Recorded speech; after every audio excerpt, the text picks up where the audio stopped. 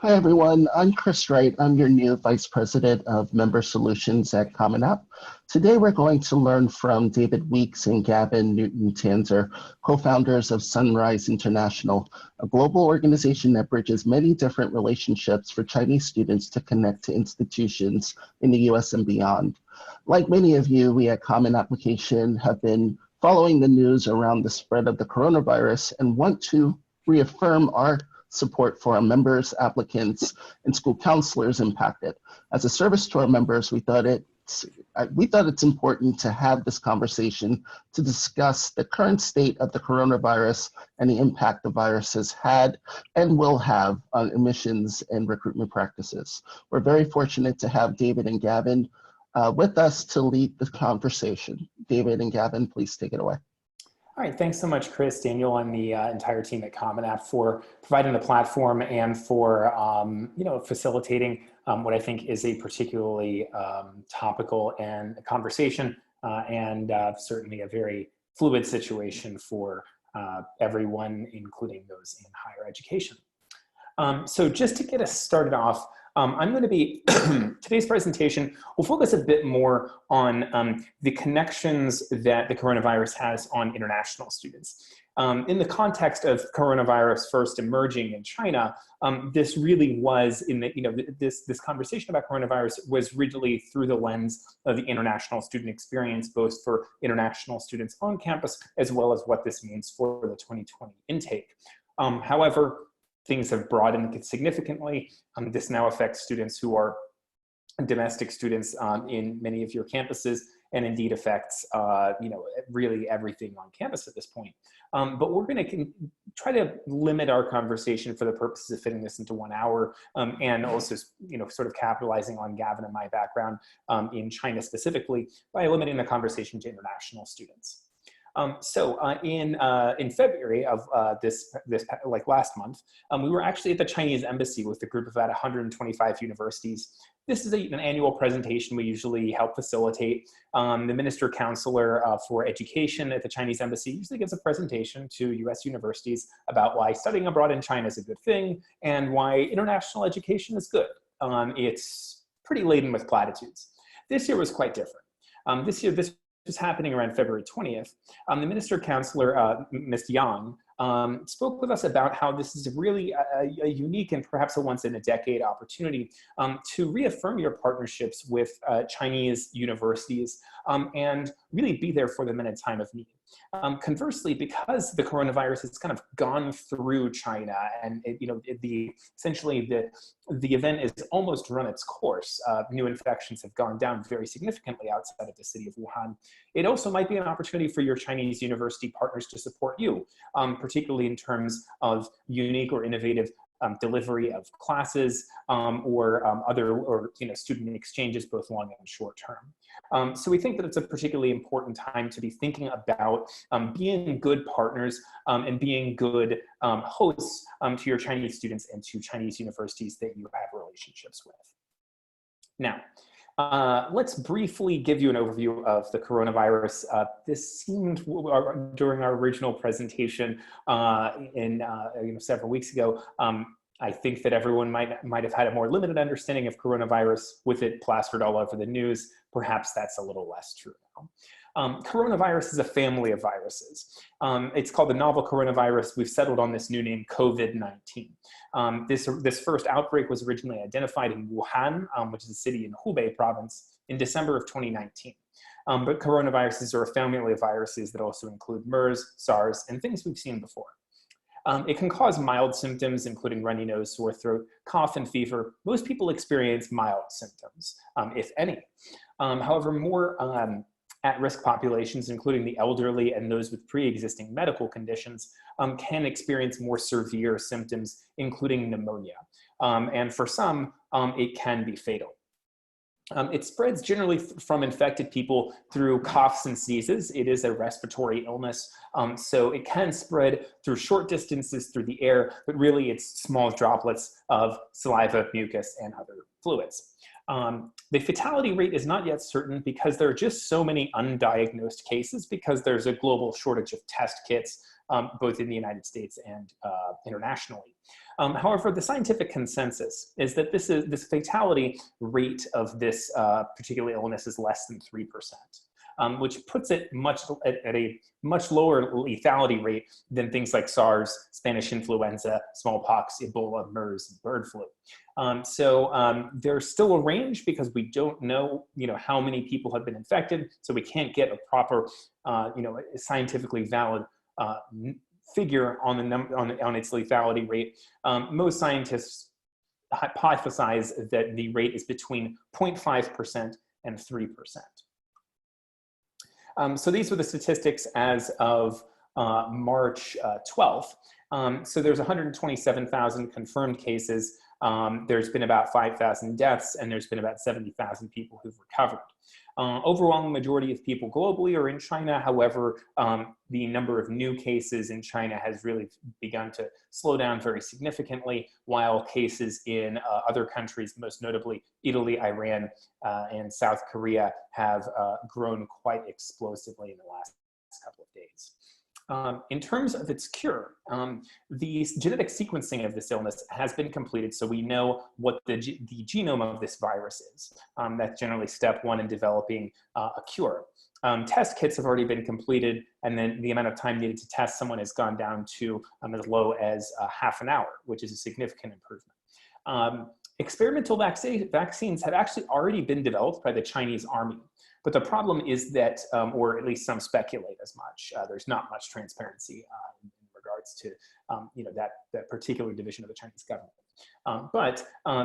Most people recognize that testing and completion of those vaccines is going to take at least 6 months. Many are saying as much as a year or even more. The problem there is that you just have to do extensive animal and then human tests to confirm first its effectiveness, and second, its safety, make sure that there are no medium or long-term health consequences that would make the cure worse than the disease. Many people are buying or hoarding N95 or surgical masks. According to the WHO, a medical mask is not required, and there is no available evidence on its usefulness to protect non-sick persons. The WHO is pretty clearly telling the world that it is a bit selfish to hoard all of these surgical masks. It doesn't actually help you because the size of this virus is very small. It's actually smaller than the openings that allow air in through these masks. So unless you're sick or unless you're a medical professional or caring for someone who's sick, don't use these masks and don't buy them up, because it is creating a global shortage for medical professionals and causing them to reuse these masks longer than is medically advised. However, if you want to stay safe personally, it's recommended that you keep a 1 meter distance from those with symptoms, wash your hands regularly. When you wash your hands, wash them for at least 20 seconds, and observe good respiratory hygiene, coughing into the crook of your elbow instead of into your hands.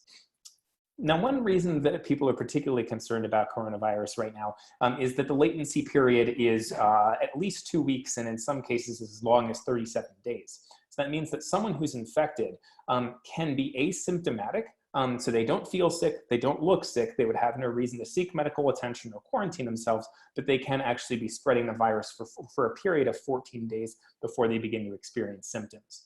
That's something that's particularly concerning. Still, however, we feel like the media discourse about coronavirus doesn't exactly match the reality. We're seeing a lot of sort of apocalyptic writing in mainstream journalistic sources about the coronavirus.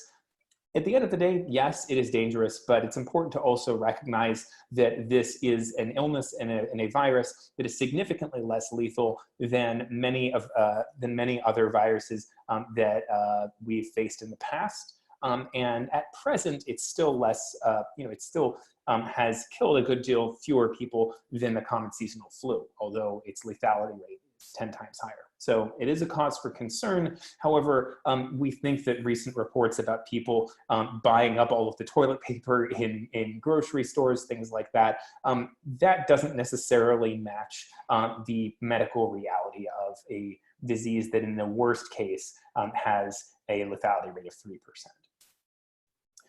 We think that, so first we're going to look at the responses that have taken place first in the place where it broke out in China, then in China more broadly, and then in China's near abroad in other countries with particularly high infection rates.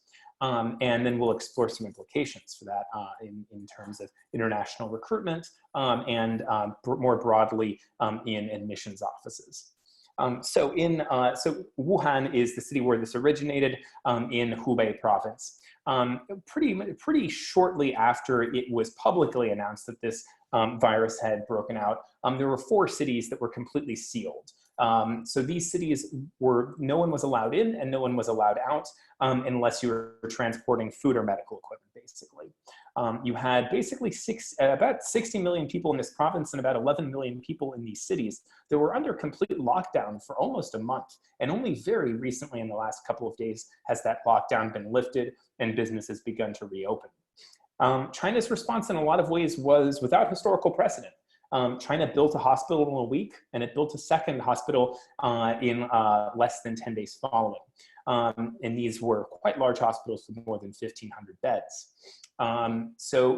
Throughout this entire experience, when this was a local problem in Wuhan, we did see a lot of discourse on Chinese social media about people trying to stick up for Wuhan or support people who are living in Wuhan. So you saw a lot of this, this saying, Wuhan jiayou, which means keep it up or don't give up Wuhan.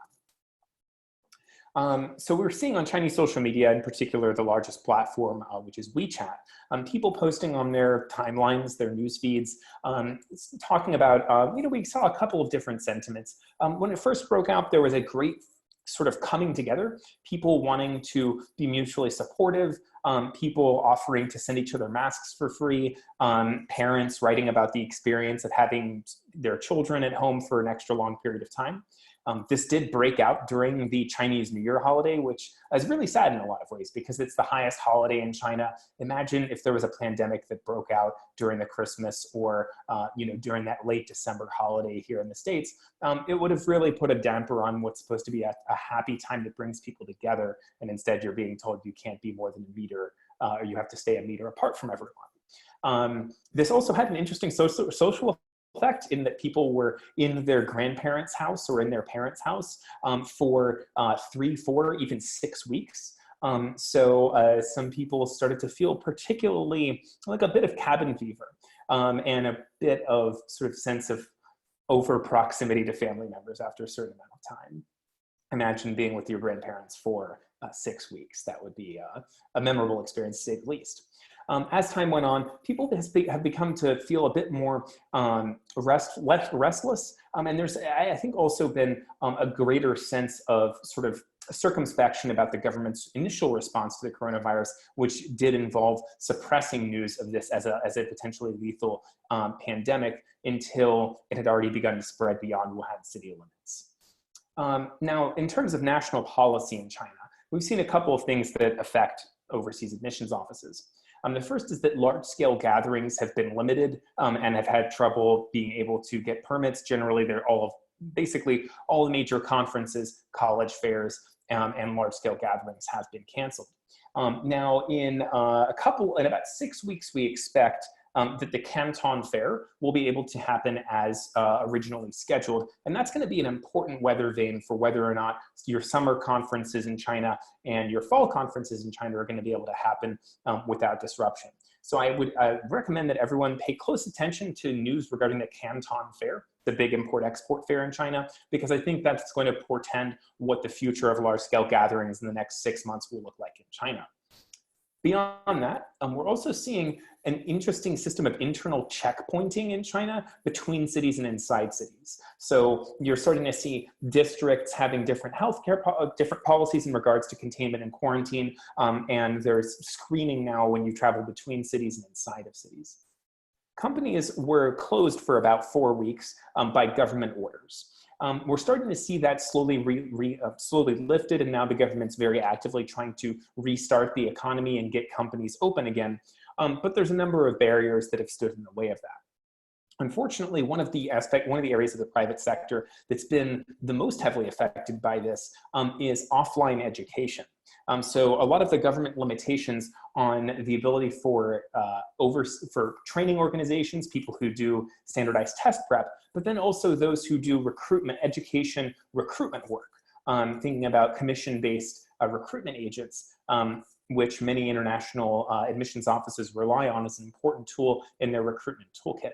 These agencies haven't been able to open their offices by and large in many places, and have had their offices closed for about 6 weeks. That's resulted in them having to do a very hasty migration to online services, and one that hasn't gone, without without faults and speed bumps along the way. Schools, by and large, have not reopened and have migrated online, which means that students have been doing online class for at least 3 weeks, and for many longer. International schools were faster to reopen online, but very few. So you have students in international schools who might have been doing online class for about 6 weeks. However, we expect that, so Qinghai and Guizhou, as well as Shanxi province, do plan to reopen their schools quite soon, beginning with grade 12 and grade 9 students, because they are going to be the ones who are going to be taking the National College and the National High School entrance exams, which are very high stakes exams. And we expect that by the end of April, the overwhelming majority of secondary institutions and universities in China will reopen in real life, in brick and mortar. So the end of the Zoom army in China is near, but is in large part not yet arrived. Now, when school resumes in China, we expect a slow resumption of normal campus life, and we expect it to move in phases. First, in the first couple of weeks, we expect extremely risk-averse behavior from school administrators and from faculty.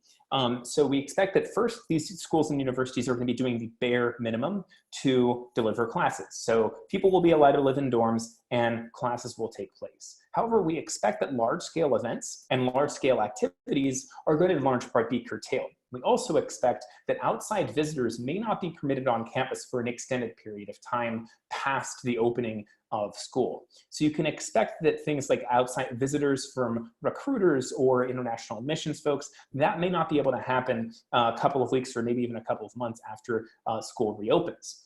We also expect that things like college fairs and student activities will be quite limited, because at the end of the day, a Chinese university or high school administrator has very little risk in risking their career, in risking an infection or an outbreak happening on campus and making national news, just for some intangible improvement in the quality of campus life and student happiness. We are waiting and actively following news from the Chinese government about 3 things. First is the possible extension or delay of graduation dates, either for high school or for universities. And then second, we're also looking at the possible decision to delay the Gaokao and the Huikao. The Gaokao is the national college entrance exam, and the Huikao is the national high school graduation test. Most students take both. So if you see any of those tests delayed, then that means that the majority of Chinese students who are in the public school system will ultimately not be able to get you a final transcript until later in your admission cycle. So that's something to bear in mind. Now, let's pan out beyond China, because this has really become a global pandemic in the last couple of weeks. So first, schools in Japan, South Korea, the Hong Kong SAR, United Arab Emirates, and Italy have now been closed, with classes migrated online in some cases. That's also just today happened in Denmark. All universities in Italy, the UAE, Iran, and China are closed until April as well. And universities in China have already completed the migration online. With the exception of Hong Kong and South Korea, though, the migration online in a lot of these other countries is still very incomplete and has only just begun in many cases, if at all. Thinking more broadly, following China and Hong Kong, the hospitality and travel industries in Italy, South Korea, and Japan are really struggling, but companies in all of these places, with the exception of Italy, have not been forced to close by government orders. So instead, you're seeing companies implementing work from home policies whenever possible, but at the end of the day, their doors, in some cases, if they're offline businesses like restaurants are still open. Only in Italy are all businesses closed by government orders. Now, one thing that's an important weather vane, we think, for East Asian education right now is whether or not the Hong Kong University entrance exam, which is scheduled to take place in mid-March, whether or not that happens without disruption. So we'd encourage you to look at the Gaokao date, the Huikao date, the graduation date, and also this Hong Kong University entrance exam, because those are important weather vanes together with the Canton Fair about whether or not normal life is going to be resuming in Northeast Asia, and that might actually be a useful sort of predictor for how long we can expect the crisis to last in more recently infected countries like the United States. Now, air travel has been really significantly affected by the crisis. So you can see here on the left a map of flights happening in China before the coronavirus broke out, and then after the coronavirus broke out in the middle of the quarantines in February 13th. So there's about 13,000 missing flights happening inside China. Internationally, we've seen cancellations from 59 airlines in 44 countries and regions. Very few of those have resumed. So there's been about a 40% drop off in flight demand in some places in Europe. Now travelers from continental Europe are not allowed to enter the United States. And we're seeing cuts to airline routes worldwide, including in Japan and South Korea as well. Mainland Chinese airlines are continuing to operate some routes, particularly to some places in Europe and to Canada. So it is still possible for Chinese students to get to the United States at the end of the day, as is possible for students of other nationalities. However, we are seeing entry bans from places like the United States, Australia, New Zealand, Singapore, Italy, and Israel. So this practice involves, in most cases, with the exception of Singapore, the practice is that people from mainland China who've been in China for the last 14 days are not allowed to enter the country if you're a non-citizen. So non-Americans, regardless of nationality, are not allowed in the country if they've been in China for the last 14 days. Australia expanded that to include South Korea as well. However, it is possible for a Chinese or South Korean student to get to Australia by, say, waiting in Thailand or Cambodia for 14 days and then taking an onward flight from there. So it is possible, but it has gotten significantly more confusing and a little bit more intimidating for students who ultimately are just trying to get to campus to resume their studies. So air travel across the world is being quite limited. We've seen Iran being the subject of travel bans, although in the US that doesn't pose much of a change since we already had significant travel bans on Iran. China has travel restrictions imposed by about 56 countries, South Korea by 34 countries. Notably, the US has not yet restricted entry by South Koreans or people who've been in South Korea. But we have restricted travel from the EU. We've also seen Israel, about a week prior to the US ban, adopting similar travel restrictions from people coming from major continental European countries like France, Spain, and Germany. Now let's briefly explore the economic impact of this in East Asia. I'm going to leave out the recent sort of stock market shocks that have taken place in the United States, both because it's such an ongoing story and also because we, at the end of the day, are regional Asia specialists. So the economic impact in China has been quite severe. This past quarter, most people are expecting that there is going to be zero GDP growth, if not negative GDP growth. And even if the coronavirus quarantines and impact on consumer demand stopped tomorrow, it's expected that this would at least knock 1% off of China's annual GDP growth. You still have an incomplete Chunyuan process, or this sort of spring festival migration, kind of analogous to how everyone goes home for Christmas and New Year's. So you have many migrant workers who staff China's factories and businesses who still haven't been able to return to their place of work or to their city of work in some cases. Generally, throughout the region, we're seeing a tug of war between health ministries that want to, at all costs, limit the spread of this virus, with economic ministries that want to restart businesses once there is a reasonable degree of confidence the spread has slowed down. The industries hardest hit, no surprise, are travel, hotels, restaurants, but also luxury goods because people don't feel like celebrating much.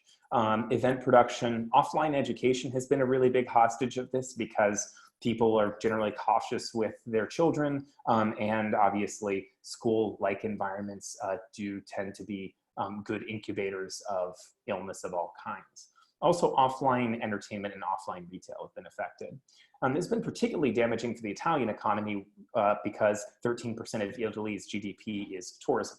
In China, the Caixin, which is sort of analogous to China's Financial Times, did a study about the Purchasing Managers Index, which is essentially an index of business-to-business consumer confidence. And it found that basically there's been a 30% drop-off in business-to-business demand, and that is ongoing. We haven't quite seen the bottom of that just yet. Now, what we expect in the future, what's the end game? So there's a best case and a worst case. The best case is that new infections slow down to the point that more people are recovering from the virus than are catching it each day. That's happening right now in mainland China, but nowhere else. And at some point, and the best case would be that happens some point in the next 1 to 2 months, or that summer heat slows down the spread of this and also sort of helps us out until a vaccine is rolled out.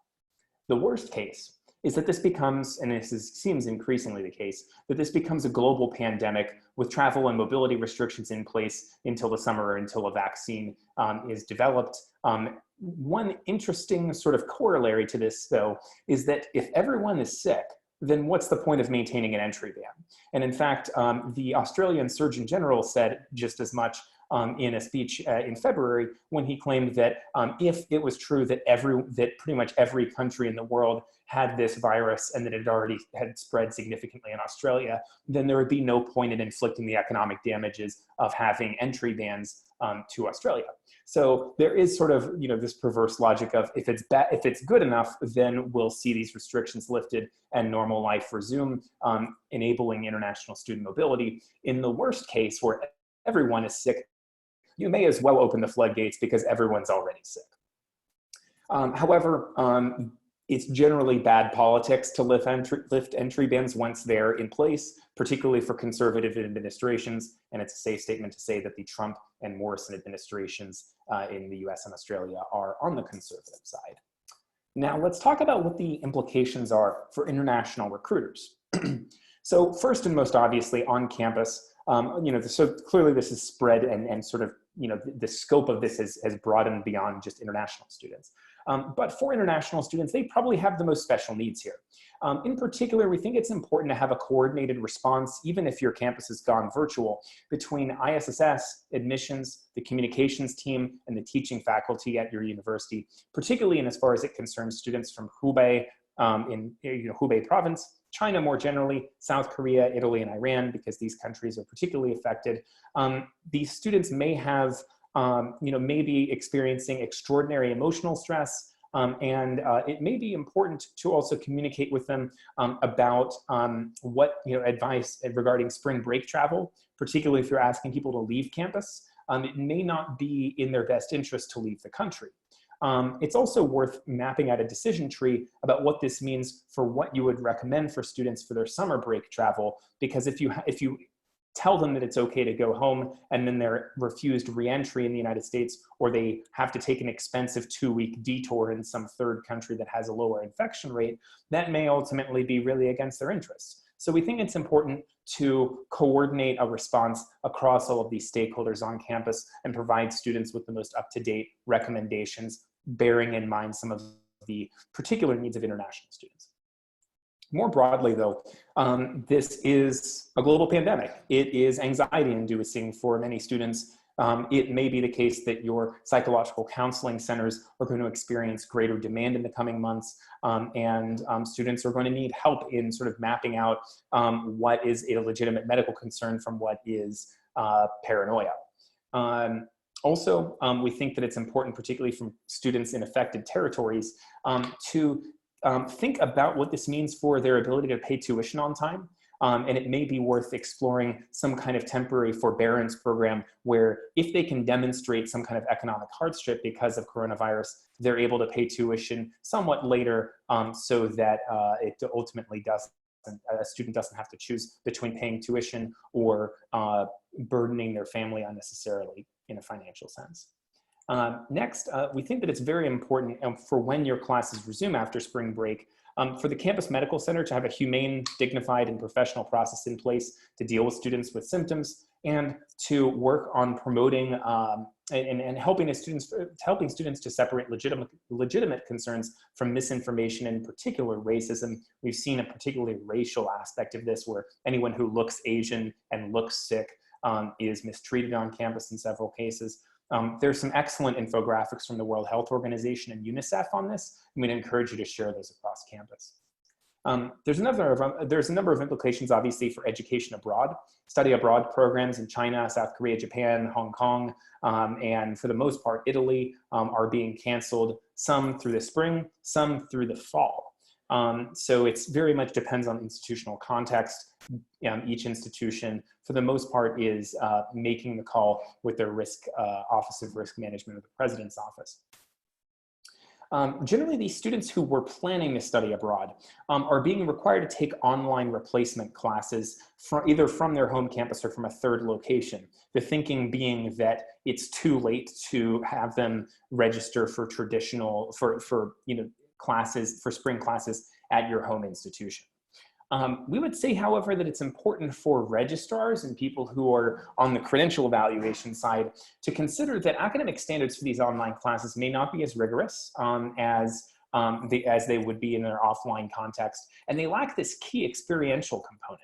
When you study abroad, you experience that country and that culture and that language through immersion. So what happens when you remove that very important component? We think that there's a compelling interest to not punish students for events beyond their control, but we also think that it's pivotally important to make sure that if a student is paying your institution tuition, even if you're paying part of that to another institution, you still ultimately own some kind of obligation to make sure that that student's experience is academically meaningful. So I think working with your partner institutions to make sure that academic standards are as intact as possible is also important. We've done a survey of about 95 universities. It's about 70% of them have canceled travel in some capacity, and about 30% of them hadn't reported any change just yet. But that was in early February. Overwhelming majority of them are now restricting travel or even closing offices. Most notably API, which is the largest, one of the largest intra-Asian international education conferences, was canceled. That was planned to be hosted in Vancouver. Since then, we've seen other large-scale events like South by Southwest, which is a 400,000 person event, be canceled.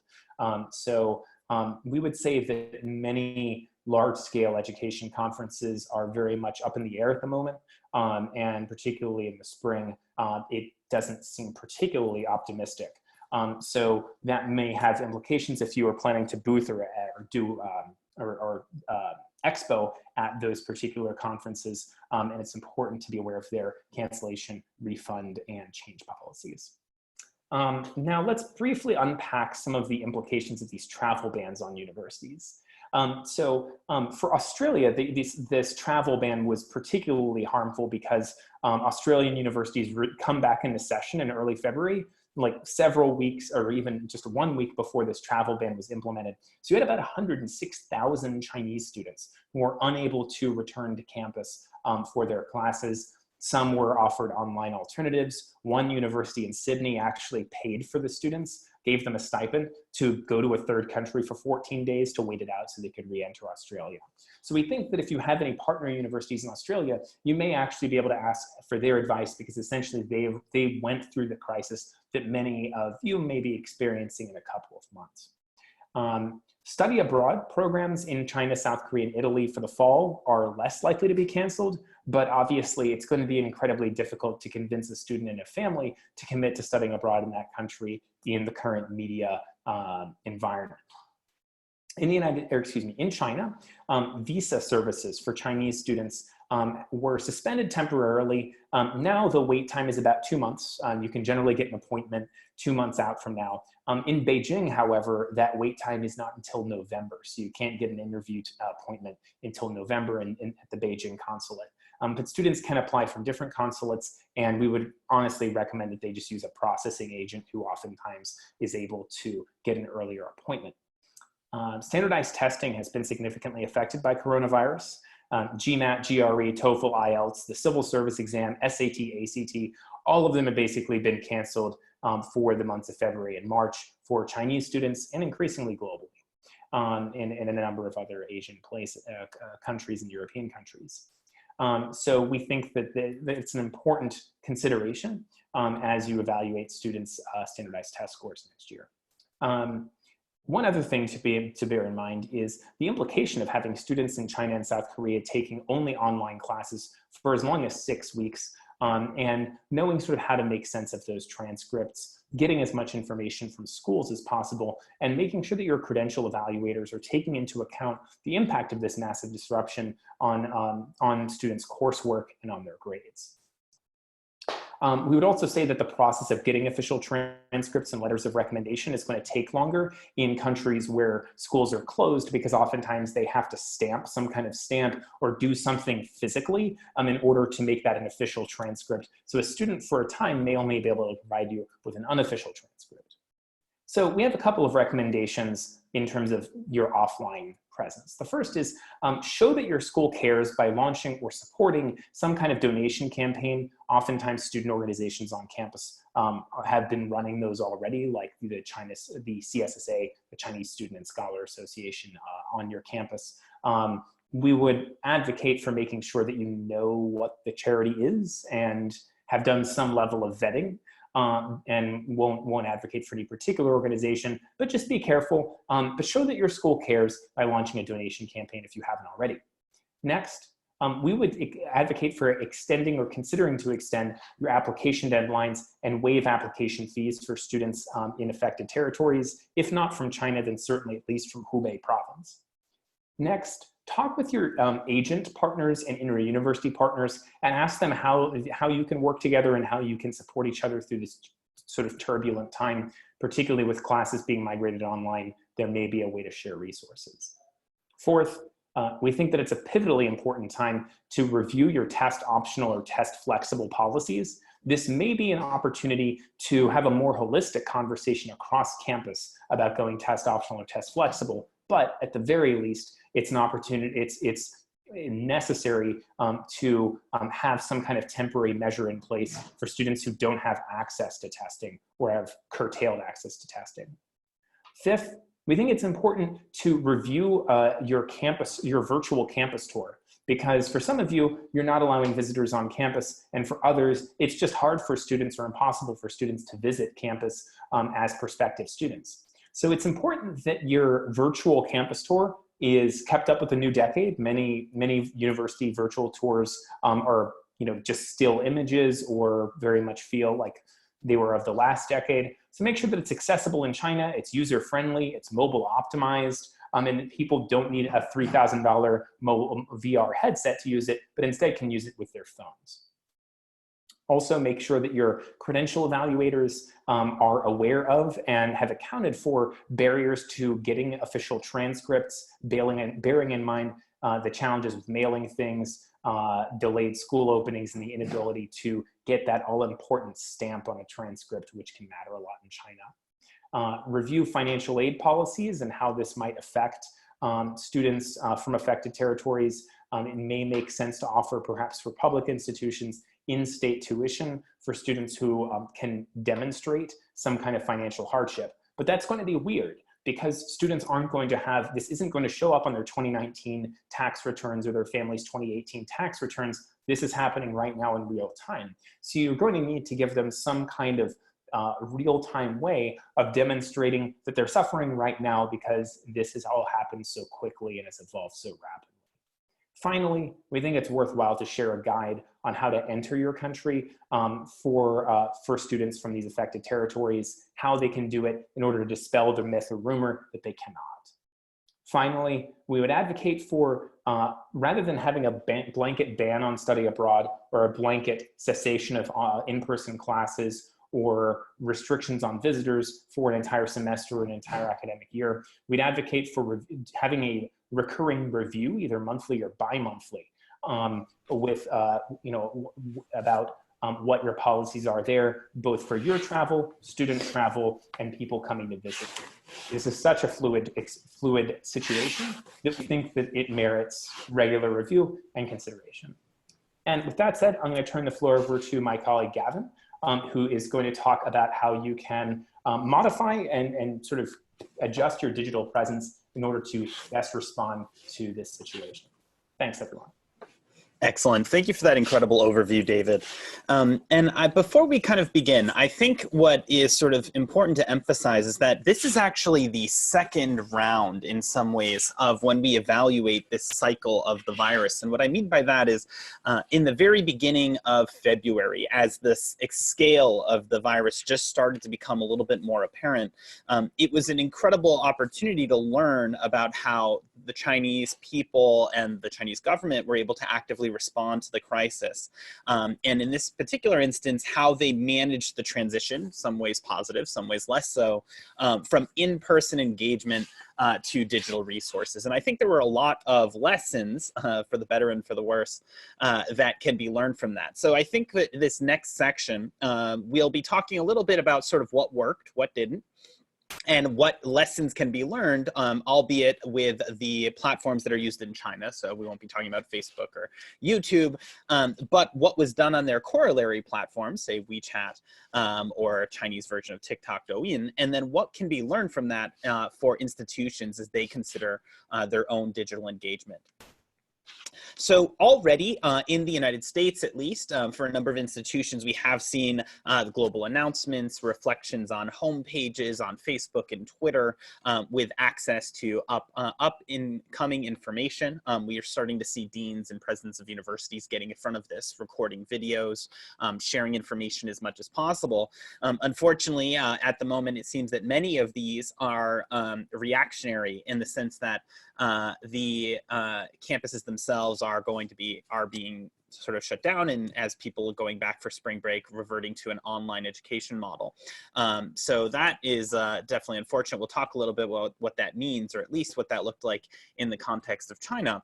But that level of engagement is exactly what we saw as the most successful in China. So the institutions that were most most aware of the situation, providing as much transparency as possible, were those that were the most respected. Now, say 6 weeks, 8 weeks later, as the virus itself has actually curbed in China a good deal. So in the context of recruitment or admissions, of course, this does mean that pretty much all travel has been canceled. But that doesn't mean that admissions has stopped. The show, at least in this case, must go on, so to speak. And so instead, we first recommend a bit of a checklist for all admissions offices, just making sure that anything that an individual might have gotten offline, a flyer, an application, a form, or access to any sort of admissions information can now be gotten online.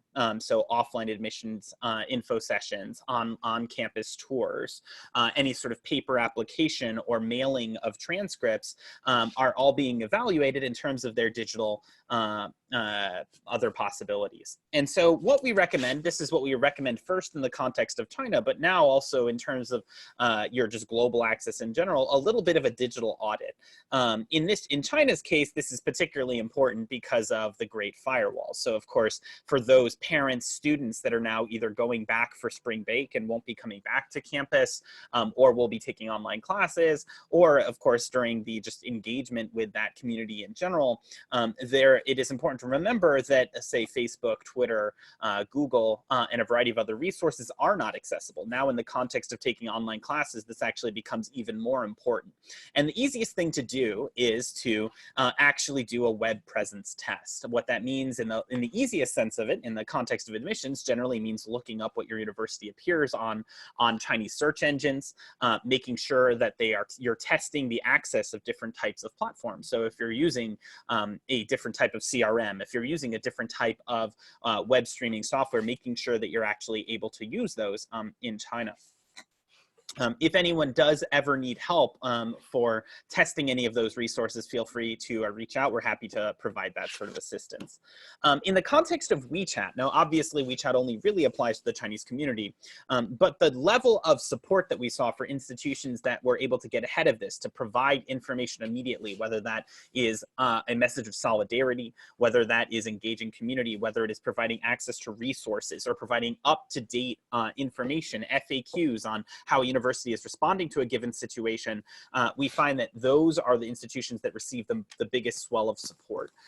You can, probably the best example of this was in Australia, where you had over 100,000 students who were sort of trapped overseas before the start of their semester. And those institutions that were actively engaging, providing a hotline, providing emails to contact and very prompt responses to information on sort of what to expect, did the best. And so for those that want to sort of learn from this example, regular daily updates on your social media, and not forgetting your Chinese social media or your Chinese counterparts is something that we highly recommend. And those that put action before in addition to words, I think we're truly successful. So those that, for example, at the time when China was hit the worst and was really suffering in the midst of the outbreak, that organized donation campaigns really saw an swelling of support. And it really made a significant difference. And so now those are lessons that you can share to other regions of the world, so that to parts of Europe and Italy, and to students that you have in other areas in East Asia and Japan and South Korea that are now also experiencing really traumatic experiences. So to the extent that you can provide support and really think about each of those regions, even meanwhile having to deal, of course, with the situation in the United States is trying, but something that worth evaluating and really thinking about. Of course, now we're seeing almost a replay of what we saw in China 6 weeks ago, where there are incredible bursts of searches online for coronavirus and how the coronavirus is going to impact students. One of the biggest lessons to take away here is there was a large amount of misinformation. And there were a lot of rumors and difficult information and questions that were either accurate or inaccurate online. And this is some examples of the Chinese version of Reddit or Quora called Zhihu. China has a number of these different types of knowledge platforms, just as we have around the world. And the questions that we'll be asking sometimes were helpful, but also sometimes disturbing. So for example, some might be asking questions like, how is this going to impact study abroad and how should we deal with it? Universities that were announcing changes to their admissions policies, or very sincere concerns about racism on campus. And I would say that now the information, or the need for this sort of accurate information answering these questions, is greater than ever. Even while people are at home, if you have student ambassadors who can be provided with a list of effective answers on how to respond to some of these questions effectively or direct them to the appropriate resources, is highly recommended. It's easy to sort of have a blind eye to the questions that are sort of popping up on these platforms, but it highly recommend monitoring them at least on a weekly basis. Both those on the international side, like the Quoras of the world, the Reddits of the world, even though they might not seem like official sources of information, they're highly viewed, as well as the Chinese equivalents, Douban, Zhihu, and the various other knowledge portal websites. Now, in China specifically, news was, as you had more individuals staying home, information sources that didn't used to get the same level of engagement. So this is an example of a very popular, or an app that has become incredibly popular, called Toutiao, where people aggregate sources of news, grew tremendously in importance while people were spending time at home and really engaging in social distancing. This is something that we expect is going to happen in the United States as well, where certain sources of information online, certain apps are going to become incredibly popular, and as a result are going to have large amounts of information about each of the individual users. One of the things now that we're starting to realize from China is that because you had literally users only observing information from these apps at home, the profile, the demographic information that ultimately was captured was extraordinary. Now, this has some long-standing impacts. You can imagine if we were spending, say, 6 weeks staying at home or not really leaving our houses and just sort of playing on Facebook, the amount of information Facebook would have about each of those. Now, of course, there is some privacy concerns when we're outside of China, or GDPR. compliant or areas. But what this ultimately means in terms of identifying the interests or questions of specific people is extraordinary. So in China, this is playing out, for instance, for thousands of people or tens of thousands of people who are searching for, say, study abroad, things along those lines. They can now ultimately get targeted in terms of outreach and actually providing them the information that they want to read. So another huge development that we saw in China that we expect we'll probably see as well is this evolution of short video, moving slightly beyond. So TikTok, of course, is very popular in the United States, though in Chinese version of TikTok is very popular in China. In fact, it's the fastest growing, most popular app in China. And because of this outbreak, because so many people were staying at home, it evolved a little bit beyond sort of the funny dances and funny cat videos that people were doing into something a little bit more like a live streaming platform of the likes of YouTube, where you actually have KOLs sharing information, sharing citizen journalists that are documenting parts of their daily lives. And I expect as we see this situation evolve worldwide, we're going to see a similar transition or evolution in TikTok as well, where you have more people who are in a little bit of shock and fear and anxiety sharing how they feel, sharing aspects of their lives in sort of the capturing sort of the experience of this virus as it goes worldwide. Now, of course, that has a lot of impacts because not all of that information will be accurate, but it might actually have some long-standing effects as well, where this actually becomes a bigger source of information beyond sort of the just sheer entertainment value of the applications, but of something that people look to as an actual source of news and getting information online. So that's something to be seriously thinking about because it's something almost certainly your students are actively engaged in and actively engaged on. So posting notices about sort of how your campus is responding on, say, Instagram or on Facebook have already become commonplace, but it's perhaps this might actually lead to us doing something similar on, say, TikTok or Douyin as well. And of course, now the big sort of question of the day is going online. How do you take offline classes, in-person classes, and build them online? How do you take offline events and build them online? And if anything from the Chinese experience can be shared, it's unfortunate that it is a very challenging process and that not everything that can be done effectively offline can be done online, and that in some instances, without the adequate preparation or crafting of that classroom environment, taking it online is actually very, very difficult. So, and unfortunately, in many instances where classes were taken online in China, the teachers have actually now stated there's a lot of polling being done on sort of the quality of that learning and value of that learning. It does seem like it was not as positive an experience for many as it might have hoped. But of course, this was an emergency situation. And so it's to be understood that obviously we're reacting to that. However, for those of you, that are looking for international platforms, many organizations, Zoom, WebEx, and many others are making this available, are making it certain licenses for free. I'm sure many others will follow suit as a way to provide access to as many resources as possible for students in K-12 or higher ed. So that's something to be thinking about. Now, for those in the admission side of things, really thinking about how you're going to engage that global community, these are 3 examples that we found a little bit probably most successful in China, specifically because you have to engage behind that firewall. So Zoomo is very similar to Zoom. It's a platform that does require a download, so it is for something. For instance, if you have large numbers of students that are going to be leaving campus and going home, something to be thinking about is that not all of them are going to have access to WebEx or Zoom or Blue Jeans or whatever platform that you're using. And so having some corollary or recording that can be shared perhaps on Zoomo might be effective. There's many others. This is just one example that we found that works out. It does have an English interface. For those that are sharing information or, like I mentioned, videos, short videos, info sessions, Q&A back and forth, we found the Chinese version of TikTok, Douyin, to be highly effective. And finally, for info sessions, at least when engaging the Chinese population, we found Weikaijiang the most effective. And it's the reason being that it doesn't actually require any downloads. People were able to, in China, access the Weikaijiang platform directly from WeChat, which led to a large number of people still participating. So for those of you that are suspending your recruitment activities in Asia or specifically China, there's many opportunities to run live info sessions and expectations in many instances that you will do so.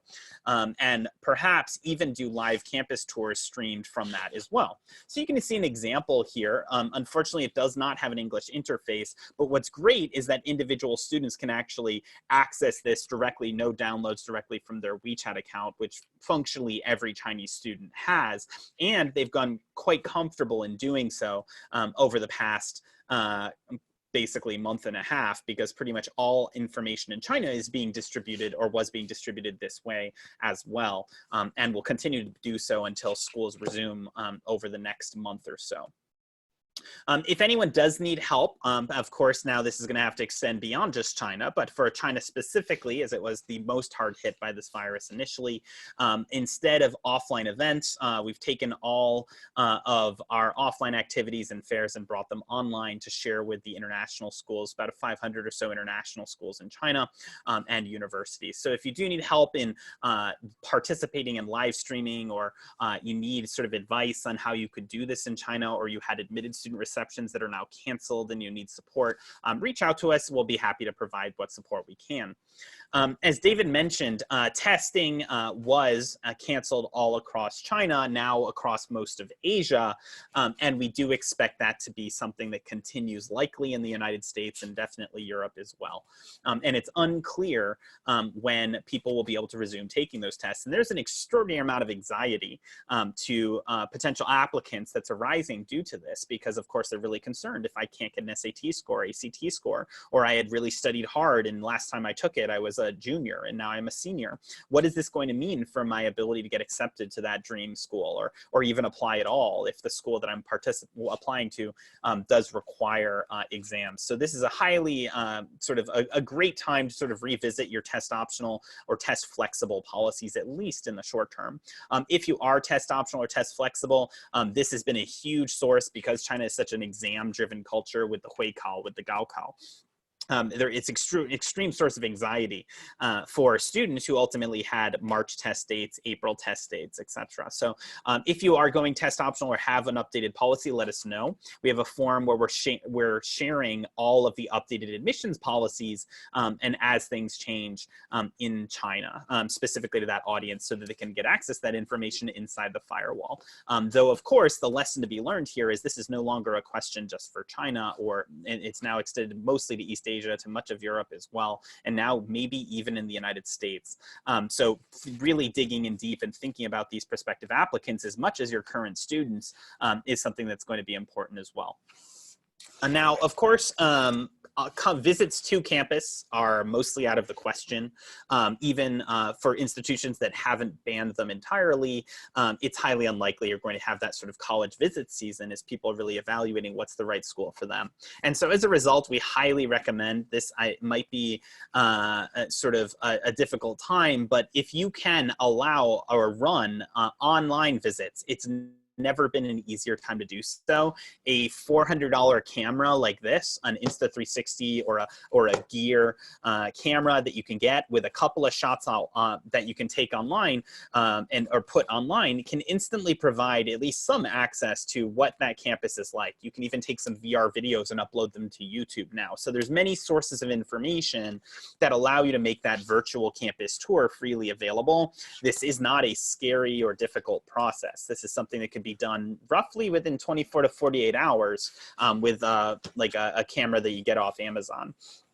So highly recommend doing this. We are now making our Campus 360 platform totally free for anyone who needs help. The nice thing being, of course, that we do have a China mirror making it available to those Chinese students who no longer can travel to the United States to travel ban, but also globally for any institution that no longer can organize campus visits. So if you haven't already, look at this and think about ways that you can get that virtual reality content. If you need help, we have a do-it-yourself, a DIY guide that we are happy to share with you on how to create that content and do then virtual campus visits, similar to this experience that we have now, but instead actually walking an individual through that campus experience environment. So that's something to be thinking about.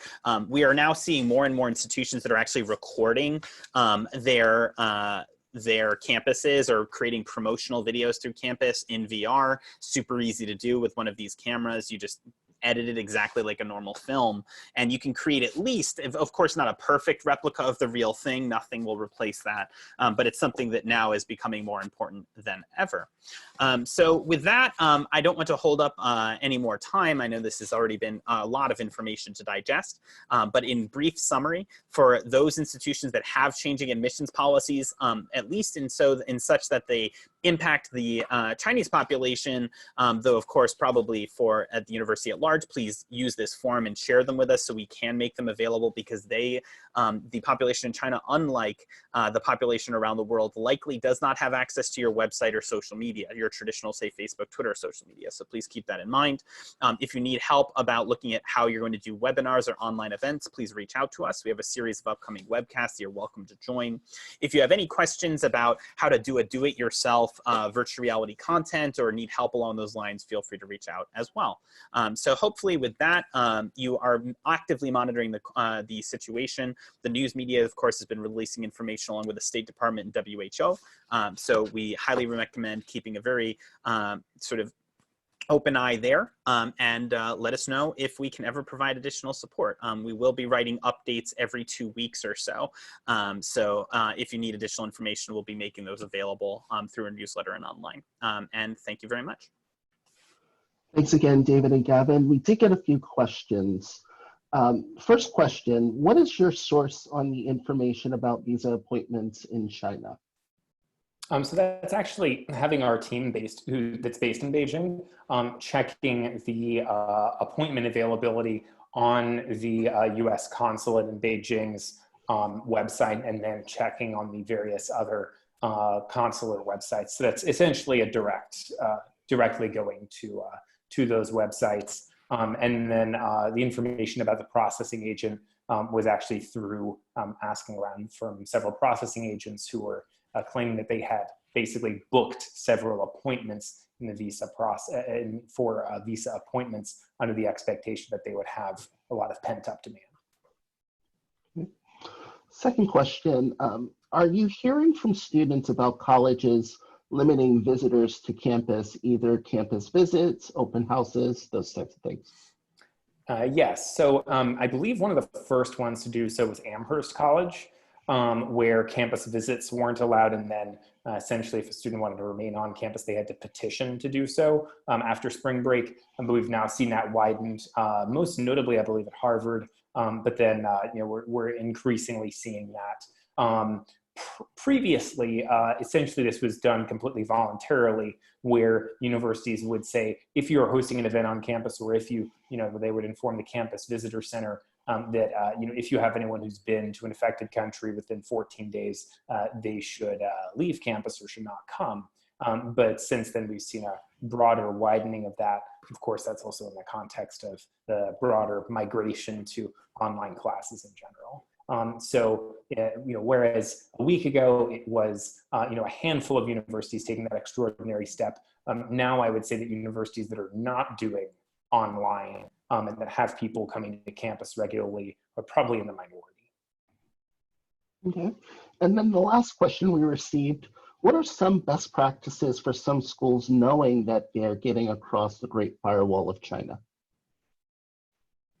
So when you're actually, the first thing that we recommend almost everyone do, this is becoming increasingly important in the context of online class, is actually to test every platform that you would think traditionally works. So for example, one institution we were working with thought, oh, we're uploading our brochures or making all of this information available. And then it turns out they were uploading everything to, say, Google Drive, and that those download links or that access to those Google folders were no longer accessible without a VPN, which is illegal inside of mainland China. And so one of the things that we recommend, everything that, even if it seems common sense, like, oh, our website must work, it frequently doesn't, or our videos must be available, and they frequently aren't.